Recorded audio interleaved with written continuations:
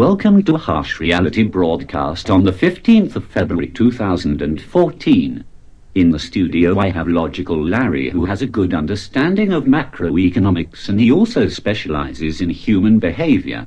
We also have a blast from the past, VI, who is linked up by audio.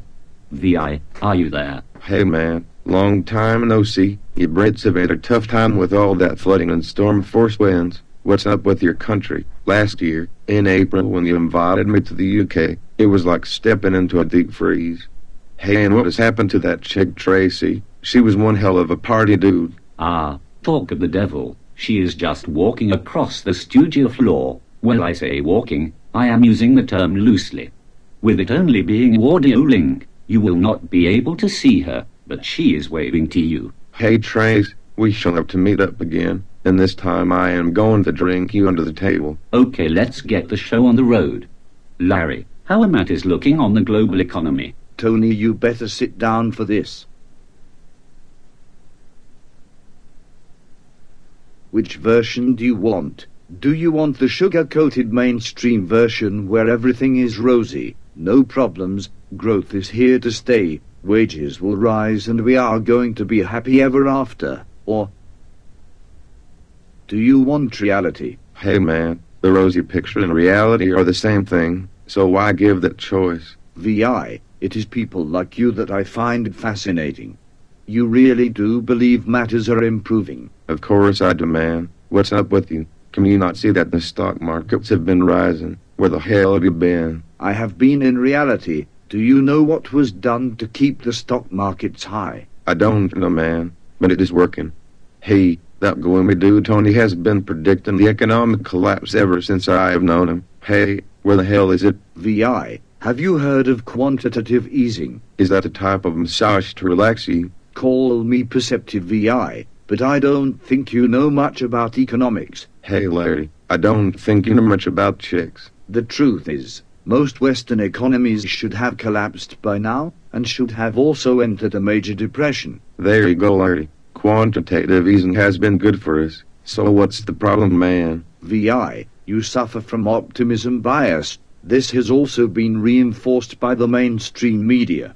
The mainstream media have given the impression that the economic problems can be solved by getting into more debt. Indeed, as I speak, Congress are looking at raising the debt ceiling. There is no will at all to face the harsh realities. Hey dude, you worry too much. During my lifetime there has been no economic collapse. You're just a gloomy dude. Why you and Tony should have your own show. It should be called the Gloomy Dude's Grim Night Show. I bet you guys would increase the workload for the Samaritans after that broadcast. Hey, I better get into the razor blade business. The sales are going to go through the roof. I could also diversify into selling rope. VI, I see you as a typical US citizen. In a nutshell, you also suffer from normalcy bias. That is to say, the experiences you have had in the past, you expect to continue into the future. VI, do you think that we can run a deficit forever? What do you mean by deficit? Simply put, a deficit is the shortfall between taxes raised and expenditure by the government. Each year this is adding to the US debt that currently stands at $17.3 trillion, that excludes unfunded liabilities such as Medicare, entitlements and pensions. I guess we can continue to run a deficit. It has worked so far. Most governments can run moderate deficits for years. That's because they're usually highly likely to repay their creditors. Government leaders retain popular support by providing services. If they want to continue to be elected, they want to spend as much as possible while keeping their lenders happy. Many countries, including the US, have the added benefit of being able to print their own currency.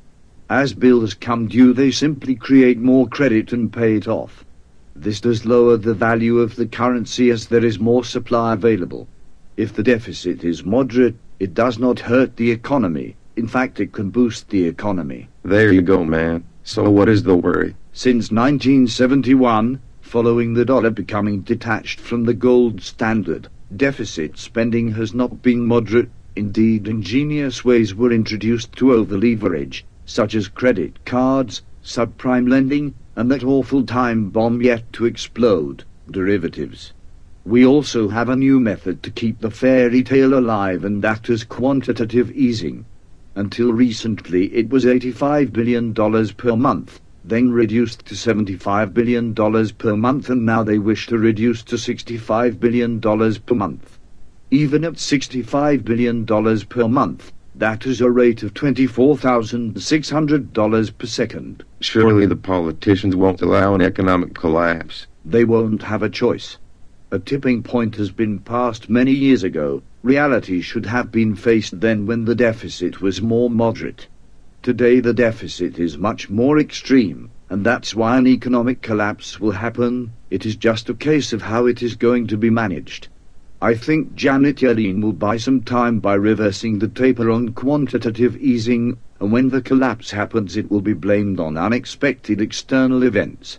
In the meantime, the average person is not being prepared for the economic problems ahead. They are locked into their optimism and normalcy bias. Once people are locked into a particular belief, it is virtually impossible to change their outlook. They will seek a confirmation bias, such as meeting people with like-minded views or reading material that confirms their belief. I will finish off by using a quote from a song by Simon and Garfunkel called "The Boxer." A man hears what he wants to hear and disregards the rest. Thank you, Larry, for your clear explanation regarding the economic problems we face.